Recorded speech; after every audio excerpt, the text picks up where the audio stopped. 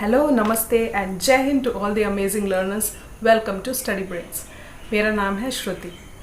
आज की इस वीडियो में हम शुरू करने वाले हैं पार्ट 2 ऑफ क्लाइमेटोलॉजी, जिसमें हम देखेंगे अर्थ की हीट एनर्जी बजट, या जिसको हम बोलते हैं अर्थ की हीट एनर्जी बैलेंस।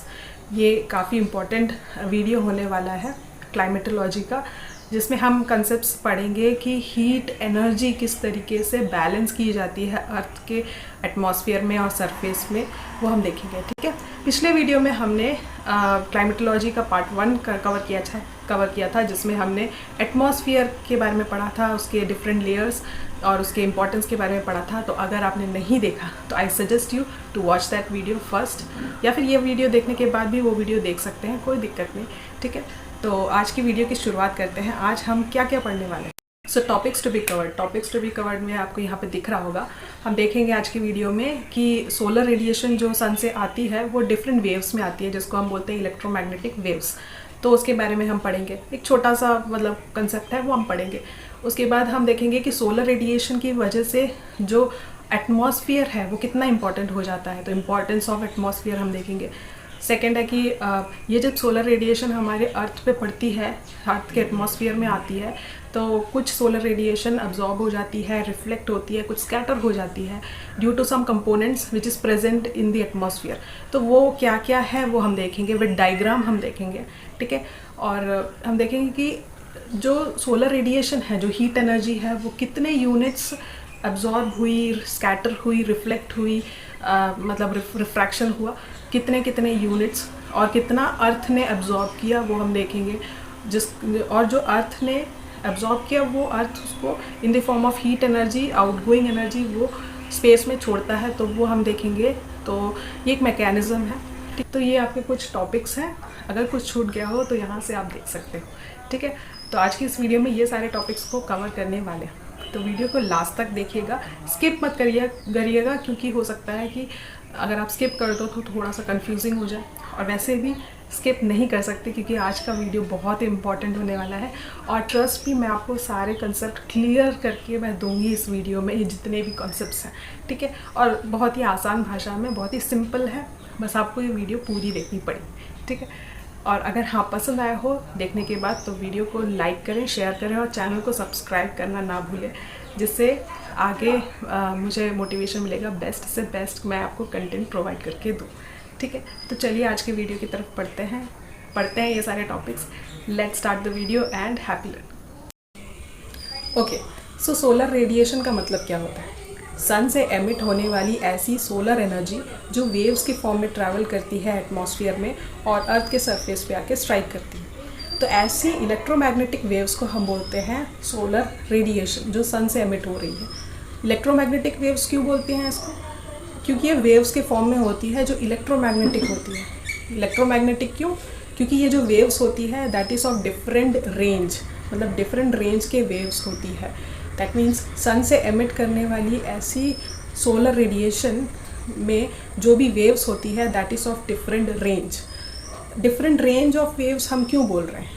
क्योंकि हर वेव का अपना एक फ्रीक्वेंसी और वेवलेंथ होता है, अपना खुद का यूनिक और डिफरेंट फ्रीक्वेंसी और वेवलेंथ होता है, जिसकी वजह से हमको एक डिफरेंट रेंज ऑफ वेव्स देखने को मिलता है। ठीक है, अब फ्रीक्वेंसी और वेवलेंथ का मतलब क्या होता है? ध्यान से सुनिएगा, बड़ा ही इंटरेस्टिंग है। फ्रीक्वेंसी का मतलब होता है कि एक पर्टिकुलर टाइम फ्रेम में कितने नंबर ऑफ वेव्स को आप अकोमोडेट कर सकते हो, कितने नंबर ऑफ वेव्स को आप ला सकते हो एक पर्टिकुलर टाइम फ्रेम में। फॉर एग्जांपल 5 सेकेंड का टाइम फ्रेम है, तो उसके अंदर मान लो 5 नंबर ऑफ वेव्स हैं, अकोमोडेट कर सकते हैं।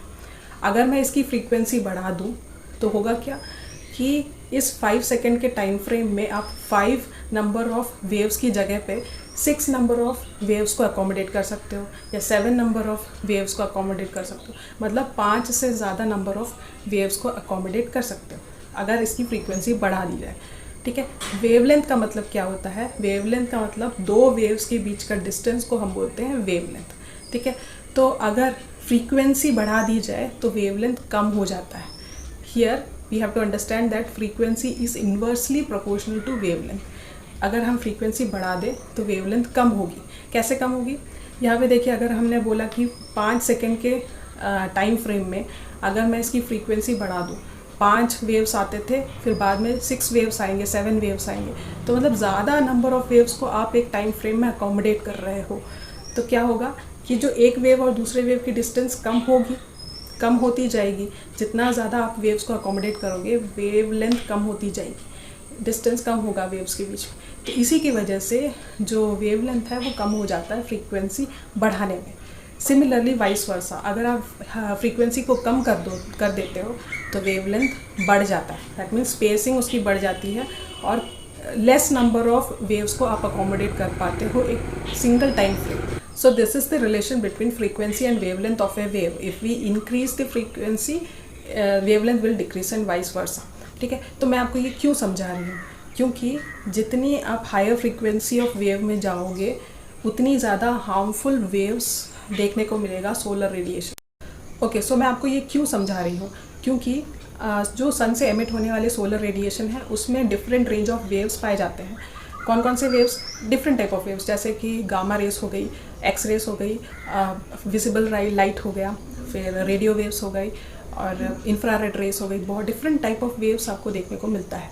ठीक है, तो जो जितनी ज़्यादा फ्रीक्वेंसी हाई होगी वेव की, उतनी ज़्यादा पेनिट्रेटिंग होगी वो वेव, उतनी ज़्यादा हार्मफुल होगी वो वेव। मतलब if higher the frequency, more penetrating and harmful the wave is. So gamma rays जो होती है, जो सोलर रेडिएशन से आने वाली, तो मोस्ट ऑफ गामा रेस जो होती है वो अब्जॉर्ब कर लेती है एटमॉस्फेयर। तो ऐसे में क्या होगा, वो इतनी हाई फ्रीक्वेंसी होती है गामा रेस की, जिसकी वजह से वो कभी अगर मान लो अर्थ के सरफेस पे वो आ भी जाती है गामा रेस, तो हमारे लाइफ के एग्जिस्टेंस के लिए बहुत डिफ़िकल्ट हो जाएगा, क्योंकि वो हमारे सेल्स को पेनिट्रेट करेगा और हमारे सेल्स को म्यूटेट करेगा, और जितने भी बायोलॉजिकल लाइफ एग्जिस्टेंस हैं हमारे अर्थ में, तो वो डिस्ट्रॉय कर देगा। तो इसकी वजह से जो गामा रेस होती है वो बहुत ही हाई फ्रीक्वेंसी वेव्स होती है, पेनिट्रेटिंग वेव्स होती है। तो यहाँ पे आपको इम्पॉर्टेंस ऑफ एटमॉस्फेयर देखने को मिलेगा कि जो अर्थ का एटमॉस्फेयर है उसमें गामा रेस को एब्जॉर्ब कर लेती है, जिसकी वजह से वो अर्थ की सरफेस पे रीच ही नहीं कर पाती। सेकेंड है एक्स रे, मतलब कि सोलर रेडिएशन में एक्स रे वेव्स भी पाई जाती है, और ये X ray waves gamma rays से थोड़ी लेस फ्रीक्वेंसी की होती है as compared to gamma rays, but ये भी हाईली पेनिट्रेटिव होती है, हाई फ्रीक्वेंसी की होती है, जो कि हमारे लाइफ फॉर्म को डैमेज कर सकती है। तो क्या ये एक्स रेज जब हमारे एटमॉस्फेयर में एंटर करती है तो एटमॉस्फेयर उस एक्स रेज को, most of the X rays को अब्जॉर्ब कर लेती है। तो अगर एटमॉस्फेयर ना होता तो कैन यू इमेजिन कि इतने हाई फ्रीक्वेंसी ऑफ वेव्स जो कि गामा रेस होगी, एक्स रेस होगी, इसको अब्जॉर्ब नहीं करती। तो अगर एटमॉस्फेयर होता ही नहीं तो हमारे अर्थ के जितने भी लाइफ एक्सिस्टेंस है उसको डैमेज कर सकता है।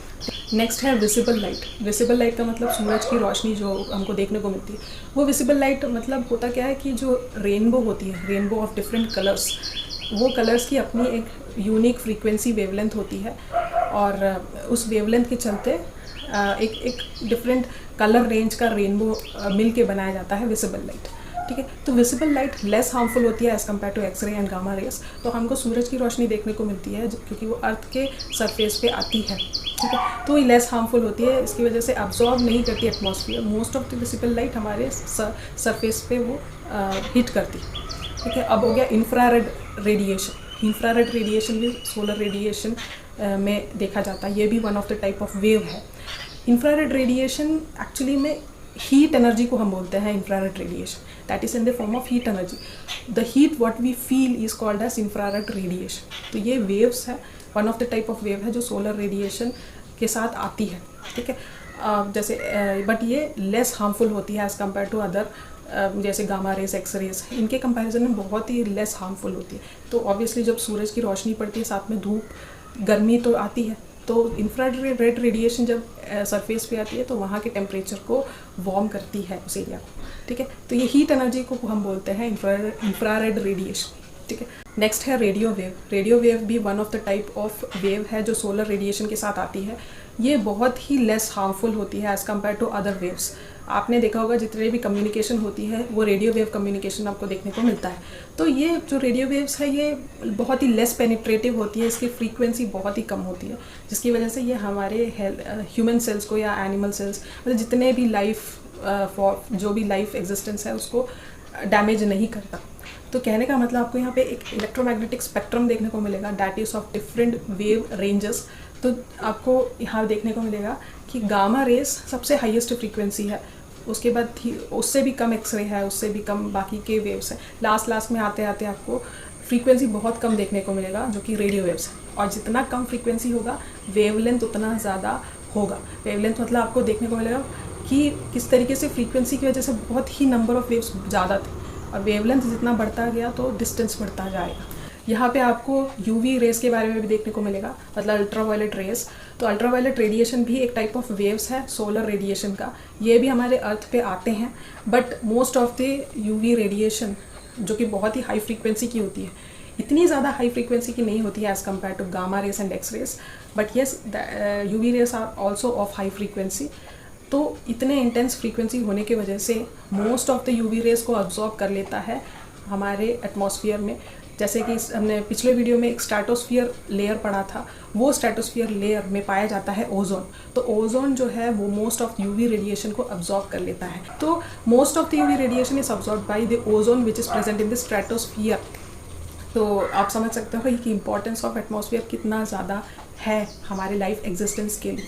ठीक है, ओके। सो सोलर रेडिएशन को हम बोलते हैं शॉर्ट वेव्स। जो भी जितने भी टाइप ऑफ वेव्स हमने पढ़े, तो ये एक टाइप के शॉर्ट वेव्स ही हैं, क्योंकि ये मतलब वेव्स के बीच का जो डिस्टेंस है वो बहुत ही कम होता है। ऐसे वेव्स को हम बोलते हैं शॉर्ट वेव्स। तो जो सोलर रेडिएशन सन से एमिट करने वाली जो सोलर एनर्जी होती है उसको हम बोलते हैं शॉर्ट वेव्स। जब ये शॉर्ट वेव्स हमारे अर्थ के एटमॉस्फेयर में एंटर करती है, तो before reaching the earth surface most of the solar radiation is either absorbed और रिफ्लेक्ट और रिफ्रैक्ट, मतलब स्कैटर हो जाती है। कहने का मतलब जैसे ही ये सोलर रेडिएशन हमारे अर्थ के एटमॉस्फेयर में एंटर करती है, तो अर्थ के सरफेस में पहुंचने से पहले ही जो बीच का जो एटमॉस्फेयर में प्रेजेंट जो भी कंपोनेंट्स है उसको या तो एब्जॉर्ब कर लेता है, या तो रिफ्लेक्ट करता है, या रिफ्रैक्ट करता है, मतलब स्कैटर कर देता है। तो इससे क्या होता है, जो अर्थ की सरफेस में जो भी सोलर रेडिएशन पहुंचती है वो पूरी की पूरी नहीं पहुंचती। अगर मान लो 100 यूनिट्स ऑफ सोलर रेडिएशन अगर एमिट किया गया सन से, तो 100 से कम ही यूनिट्स अर्थ के सरफेस पे पहुंचती। अब जो भी सोलर रेडिएशन है आफ्टर अब्जॉर्प्शन, रिफ्लेक्शन, स्कैटरिंग के बाद रिमेनिंग सोलर रेडिएशन अर्थ के सरफेस पे पहुंचेगा, और ये जो अर्थ का सरफेस है इस सोलर रेडिएशन को अब्जॉर्ब करेगा। मतलब जो भी वाटर बॉडीज़ होंगी, रॉक्स, सॉइल और वेजिटेशन होगी, वो इसको अब्जॉर्ब करेगा। अब अर्थ का सरफेस है उसका टेम्परेचर बढ़ जाएगा। एक टाइम बाद ऐसा होगा कि अर्थ के सरफेस ने जो अब्जॉर्ब की गई सोलर एनर्जी है वो रेडिएट करेगा in the form of heat energy to the atmosphere, और उस रेडिएटेड हीट एनर्जी को हम बोलते हैं टेरेस्ट्रियल रेडिएशन। ये लॉन्ग वेव्स के फॉर्म में होती है। हमेशा ध्यान रखिएगा, जो इनकमिंग सोलर रेडिएशन है वो शॉर्ट वेव्स होती है, और जो अर्थ अब्जॉर्ब करने के बाद रेडिएट करता है हीट एनर्जी को, उसे हम बोलते हैं लॉन्ग वेव्स। ठीक है, तो अब ये प्रोसेस है उसको बोलते हैं कन्वेक्शनल करंट। मतलब अर्थ के टेम्परेचर बढ़ जाने की वजह से वार्म एयर जो लेस डेंस है वो ऊपर की तरफ उठेगी, और कन्वेक्शनल करंट के पैटर्न में टेरेस्ट्रियल रेडिएशन देखने को मिलेगा। लॉन्ग वेव्स के फॉर्म में वो क्यों रिलीज़ करता है अर्थ सरफेस, क्योंकि ये बहुत ही स्लो प्रोसेस है। जो भी हीट एनर्जी है वो अब्जॉर्ब करने के बाद धीरे धीरे रिलीज़ करता है। जैसे मान लीजिए दिन के टाइम में अर्थ ने अब्जॉर्ब कर लिया हीट एनर्जी को, रात के टाइम में धीरे धीरे करके वो स्लो प्रोसेस में रिलीज़ करता है हीट एनर्जी को। तो काफ़ी स्लो प्रोसेस है, इसकी वजह से ये लॉन्ग वेव्स के फॉर्म में इन the form of terrestrial radiation ये एमिट करता है स्पेस में। ठीक है, सो अभी तक हमने पढ़ा कि solar radiation which is emitted by the sun when it enters the atmosphere, most of the solar radiation is either absorbed, reflect और refract by the components which is present in the atmosphere. Okay, that's why very less amount of solar radiation is will reach the earth's surface. Okay, then after reaching the earth's surface, the solar radiation is absorbed by the earth, and after that the earth will release, the earth's surface will release that heat energy in the form of terrestrial radiation back to the space, and terrestrial radiation in the form of long waves. मतलब कि long waves के फॉर्म में जो terrestrial radiation है, जो infrared radiation है, अर्थ के जो सरफेस है वो री एमिट करता है into the space towards upward direction, मतलब towards the atmosphere वो री एमिट करता है। उसको हम बोलते हैं आउटगोइंग हीट एनर्जी। ठीक है, अब ये जो आउटगोइंग हीट एनर्जी है, जो टेरेस्ट्रियल रेडिएशन है, जब ये एटमॉस्फेयर की तरफ जा रहा होता है तो एटमॉस्फेयर में प्रेजेंट कुछ गैसेस होते हैं जिसको हम बोलते हैं green house gases. Greenhouse gases का मतलब जैसे कि कार्बन डाइऑक्साइड और वाटर वेपर हो गया, कार्बन डाइऑक्साइड हो गया, ऐसे ग्रीन हाउस गैसेस होती है जो एटमॉस्फेयर में प्रेजेंट है। अब ये ग्रीन हाउस गैसेस क्या करेंगी कि जब ये शॉर्ट वेव्स, सोलर रेडिएशन जो शॉर्ट वेव्स के फॉर्म में आ रही होती है, तब ये एटमॉस्फेयर में जब एंटर करते हैं तब इसको, ये जो ग्रीन हाउस गैस है, इसको ट्रैप नहीं करती शॉर्ट वेव्स को वो ट्रैप नहीं कर सकती ग्रीन हाउस गैसेस जो सन से आ रही होती है। तो उसको तो वो एंटर करने देती है और अर्थ के सरफेस में वो रीच कर जाती है।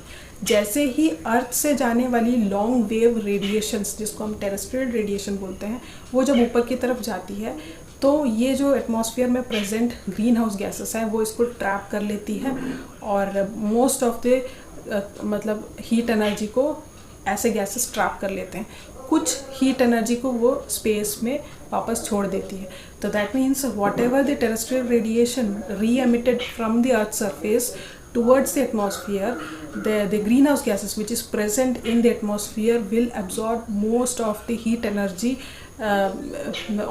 that is in the form of terrestrial radiation. Okay, so green house gases और उसके इफ़ेक्ट के बारे में इससे पहले मैंने वीडियो अपलोड भी किया है, तो अगर आपने वो वीडियो नहीं देखा तो ये वीडियो देखने के बाद वो वीडियो ज़रूर देखें। और ओजोन लेयर और उसके डिप्लीशन के बारे में भी मैंने वीडियो बनाया है। ये 2 वीडियोस काफ़ी इम्पॉर्टेंट है और मैंने इससे पहले अपलोड किया है, तो मैं लिंक आपको डिस्क्रिप्शन बॉक्स में इन दोनों वीडियोस की दे दूँगी। आप वहाँ से जाके चेकआउट कर सकते हो ये वीडियो देखने के बाद, ठीक है। तो ये वीडियोस ज़रूर देखिएगा। अब इसका इम्पोर्टेंस क्या होता है कि ग्रीन हाउस गैसेस एटमॉस्फेयर में प्रेजेंट होने की वजह से एक वार्म क्लाइमेटिक कंडीशन हमारे अर्थ में देखने को मिलता है, जिसकी वजह से हमारी लाइफ का एग्जिस्टेंस के लिए बहुत इंपॉर्टेंट है। क्योंकि अगर कैन यू इमेजिन कि ग्रीन हाउस गैसेस अगर एटमॉस्फेयर में प्रेजेंट ही ना हो तो जो सोलर रेडिएशन आए वो वैसे के वैसे ही रिलीज़ हो गए स्पेस में। तो बीच में ग्रीन हाउस गैसेस प्रेजेंट ही नहीं हो तो उसको अब्जॉर्ब भी नहीं करेंगे और वार्म क्लाइमेटिक कंडीशन नहीं होगा। तो ऐसे केस में क्या है, एक्सट्रीम क्लाइमेटिक कंडीशन होगा अगर ऐसे ग्रीन हाउस गैसेस हमारे एटमॉस्फेयर में ना हो तो जैसे कि कोल्ड एक्सट्रीम क्लाइमेटिक कंडीशन हमको देखने को मिलेगा अगर ऐसे गैसेस, ग्रीन हाउस गैसेस हमारे एटमॉस्फेयर में ना हो। तो there is an importance of greenhouse gases because most of the heat energy is trapped by these gases and that's why it is important to be present in the atmosphere. But इसका concentration ज़्यादा नहीं होना चाहिए। Green house gases का concentration अगर बढ़ जाए तो वो भी प्रॉब्लमेटिक है, क्योंकि हमने जो भी ह्यूमन एक्टिविटीज़ होती है, एमिशन होता है पोल्यूशन का, फॉर एग्जांपल कार्बन डाइऑक्साइड, क्योंकि कार्बन डाइऑक्साइड एक ग्रीन हाउस गैस है। तो जब हम इसको एमिट करेंगे एटमॉस्फेयर में तो ज़्यादा से ज़्यादा ग्रीन हाउस का कॉन्सेंट्रेशन बढ़ जाएगा।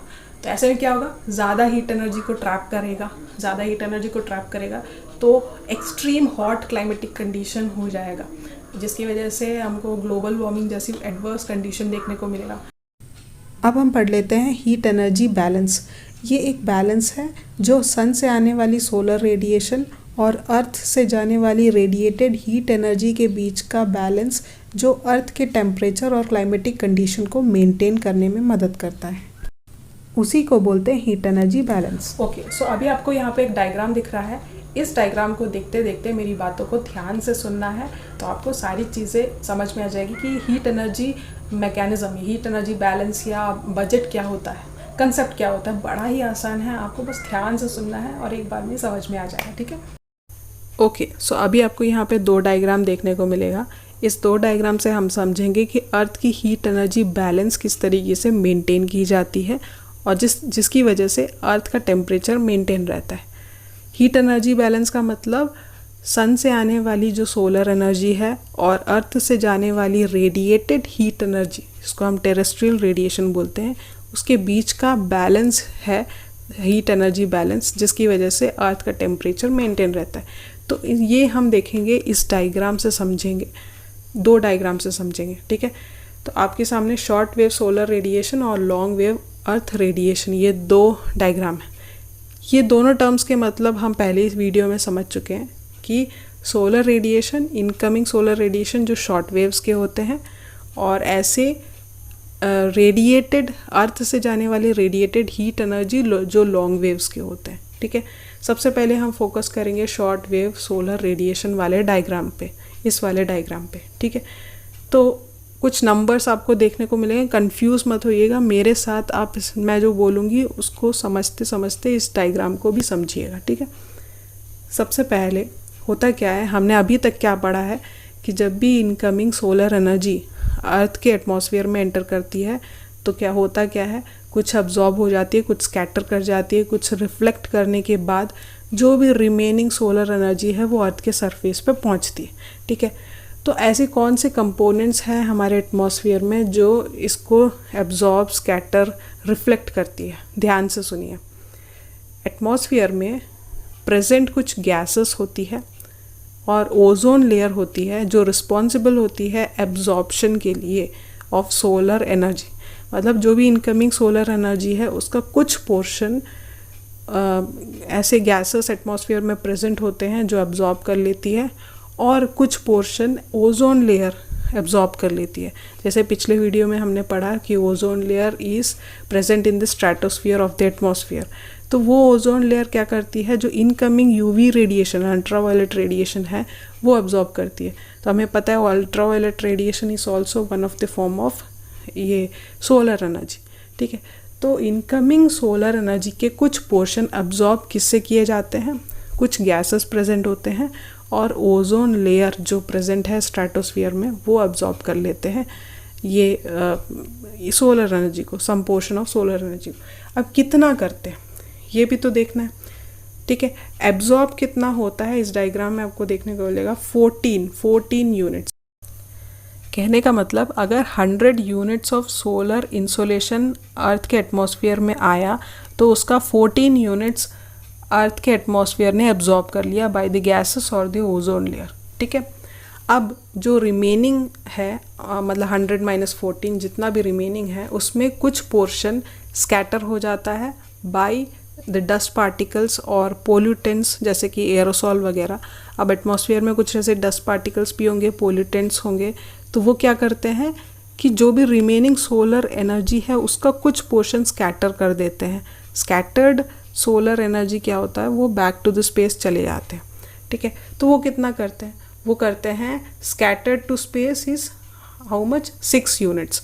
कहने का मतलब 100 में से 14 ऑलरेडी चला गया, एब्जॉर्ब हो गया एटमॉस्फेयर में, और बाकी जो रिमेनिंग है उसमें 6 यूनिट्स स्कैटर हो गए। अब आफ्टर 14 और 6 के बाद जो भी रिमेनिंग सोलर एनर्जी है उसमें से कुछ पोर्शन जो हमारे क्लाउड्स प्रेजेंट होते हैं एटमॉस्फेयर में वो रिफ्लेक्ट कर देते हैं बैक टू द स्पेस। कितना रिफ्लेक्ट करते हैं, 27 units of solar incoming solar energy will be reflected back to the space by the clouds present in the atmosphere. ठीक है, तो अब हम हिसाब किताब लगाते हैं कि 100 units of solar energy I, incoming solar energy जब ये एटमॉस्फेयर में आई तो 14 यूनिट्स जो हैं वो अब्जॉर्ब कर लिए गए बाय द एटमॉस्फेयर, मतलब by the gases and the ozone layer.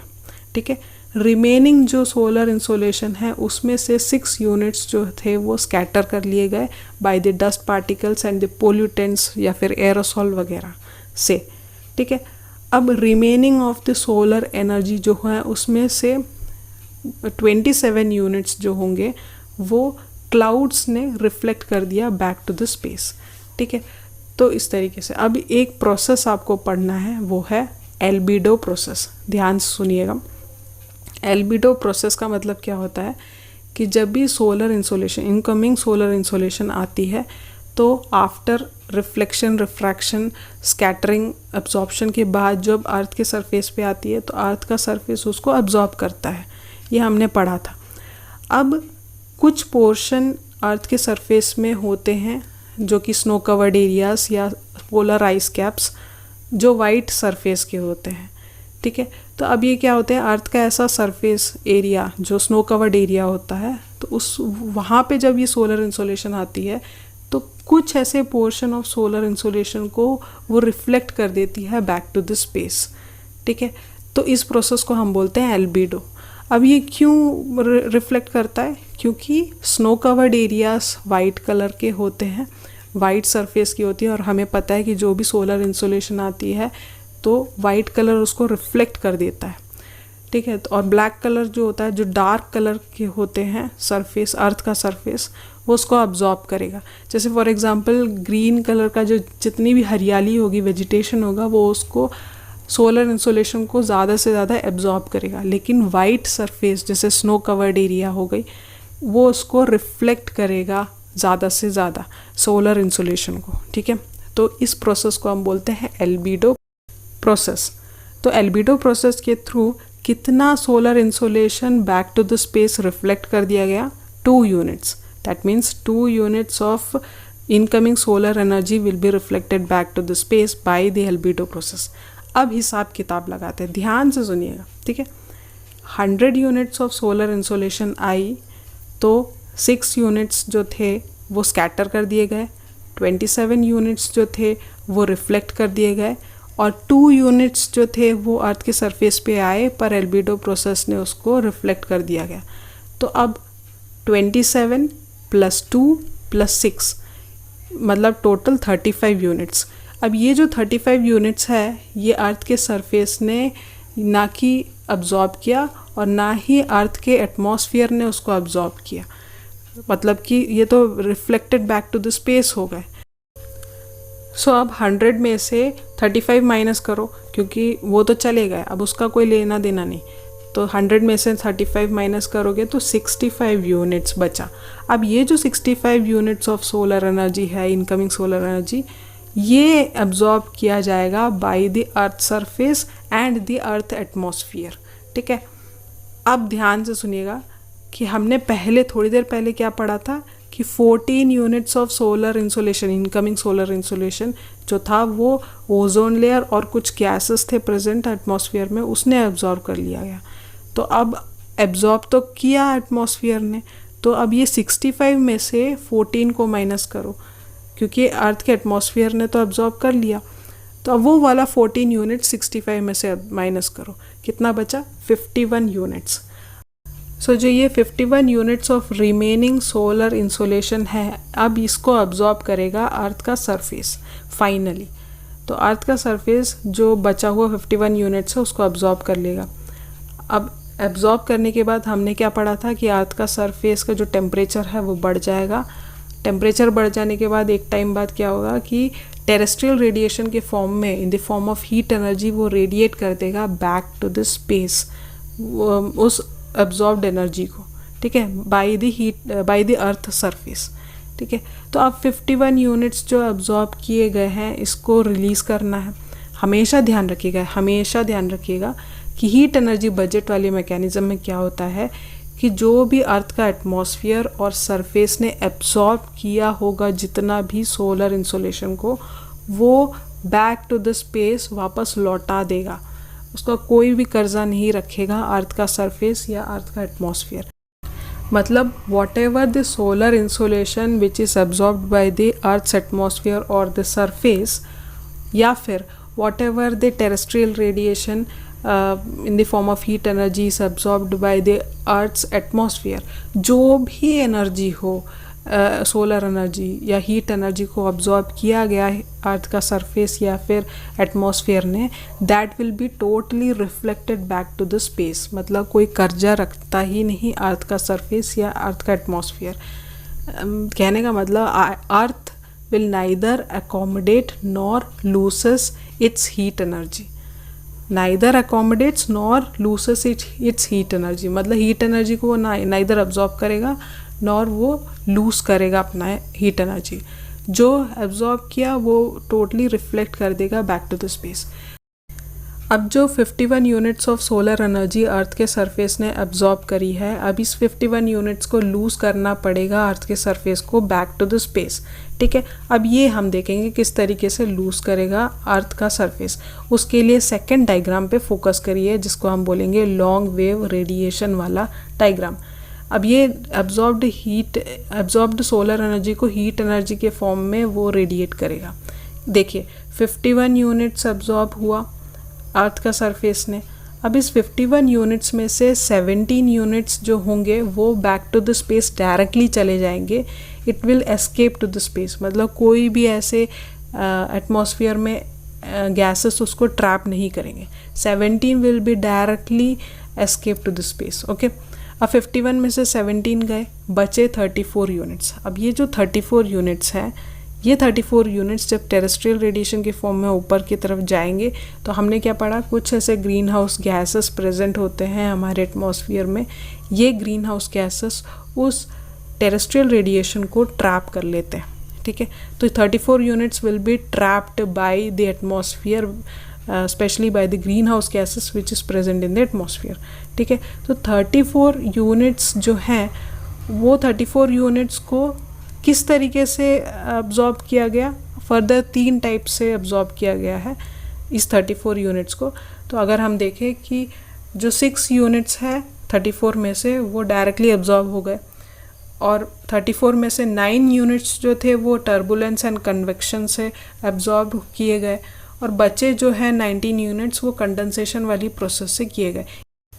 इतना डिटेल में मत जाइए, बस इतना समझिए कि 34 यूनिट्स ऑफ टेरेस्ट्रियल रेडिएशन जो थी उसमें से कुछ 6 यूनिट्स डायरेक्टली अब्जॉर्ब कर ली गई, प्लस 9 यूनिट्स जो थे 34 में से जो आपको दिख रहा है वो टर्बुलेंस एंड कन्वेक्शन के प्रोसेस के थ्रू अब्जॉर्ब कर ली गई, और 34 में से रिमेनिंग 19 यूनिट्स जो थे वो कंडेंसेशन वाली प्रोसेस से अब्जॉर्ब कर ली गई। टोटल 34 यूनिट्स अब्जॉर्ब हो गई। ठीक है, अब आपको याद होगा कि 34 यूनिट्स अभी अब्जॉर्ब होगा इन the form of terrestrial radiation.